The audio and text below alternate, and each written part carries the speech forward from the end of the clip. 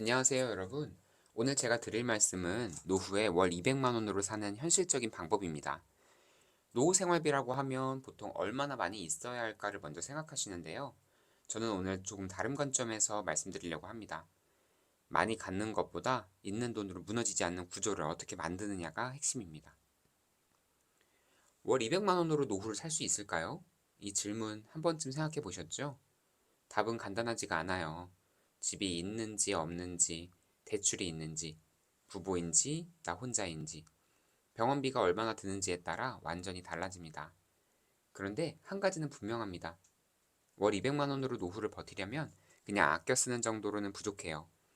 돈을 쓰는 순서를 바꿔야 하고 어디에 얼마를 쓸지 미리 정해놔야 합니다. 오늘은 그 기준을 함께 정리해 드리겠습니다. 월 200만 원 생활에서 가장 먼저 해야 할 일은 이 돈을 세 덩어리로 나누는 겁니다. 첫 번째는 고정비입니다.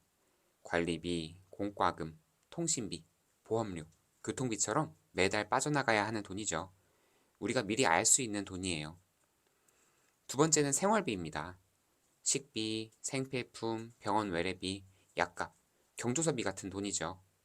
일상적으로 쓰는 돈이라고 보시면 됩니다. 세 번째가 제일 중요한데요. 비상비입니다. 갑자기 치과 치료를 받거나 냉장고가 고장나거나 병원에서 정밀 검사를 받아야 할 때 쓰는 돈입니다.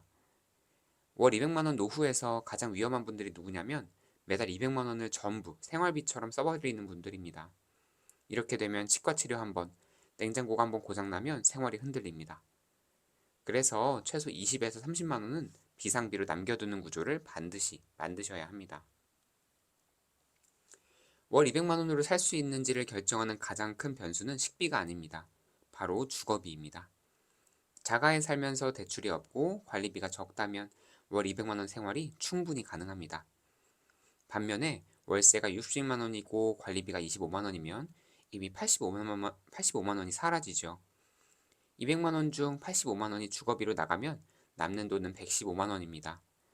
여기서 식비, 병원비, 보험료, 통신비, 교통비, 경조사비를 다 내야 하는데 이 구조는 오래 버티기가 정말 힘들어요.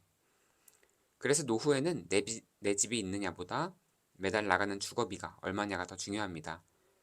좋은 동네, 큰 집을 지키는 것보다 매달 현금 흐름이 남는 구조가 더 중요할 수 있습니다.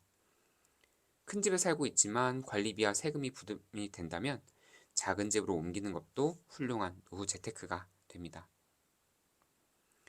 이것이 현실적인 월 200만 원 예산표입니다.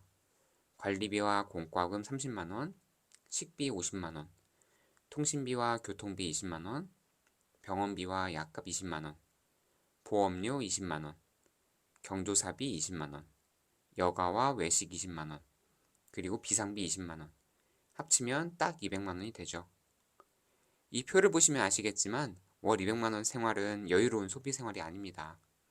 외식, 여행, 취미, 손주 용돈, 자녀 지원이 커지는 순간 바로 적자가 납니다. 그래서 중요한 건 얼마를 쓰고 남기자가 아니라 먼저 한도를 정하고 그 안에서 살아야 한다는 겁니다. 예산을 먼저 정하고 거기에 맞게 생활하는 것. 이게 월 200만 원 노후의 핵심입니다. 예산표에서 특히 조심해야 할 항목이 세 가지가 있습니다. 첫 번째는 보험료입니다. 노후에 불안해서 보험을 계속 유지하시다 보면 매달 30만 원에서 50만 원까지 보험료가 나갈 수 있습니다. 하지만 실제로는 보험 내용이 중복되거나 보험료 대비 효율이 떨어지는 경우도 많죠. 한번 보험을 꼼꼼히 점검해 보시길 권유드립니다. 두 번째는 경조사비입니다. 중장년 이후에는 경조사가 생각보다 많습니다. 그런데 월 200만 원 생활에서는 체면을 지키려고 무리하게 돈을 쓰면 생활이 무너집니다. 내 형편에 맞게 기준을 정하는 것이 필요합니다. 세 번째는 자녀에게 매달 생활비를 보내주거나 손주, 교육비를 내주거나 결혼자금을 무리하게 지원하면 노후 생활비는 순식간에 부족해집니다. 월 200만 원 노후에서는 자식에게 잘해주는 것보다 자식에게 손 벌리지 않는 것이 더 큰 책임일 수 있습니다. 월 200만 원을 만들 때 가장 기본이 되는 것은 공적연금입니다. 국민연금, 기초연금, 퇴직연금, 개인연금을 모두 합쳐서 매달 얼마가 들어오는지 정확히 알아야 합니다. 기초연금은 26년 기준으로 단독 가구는 소득 인정액 월 247만 원 이하면 받을 수 있습니다.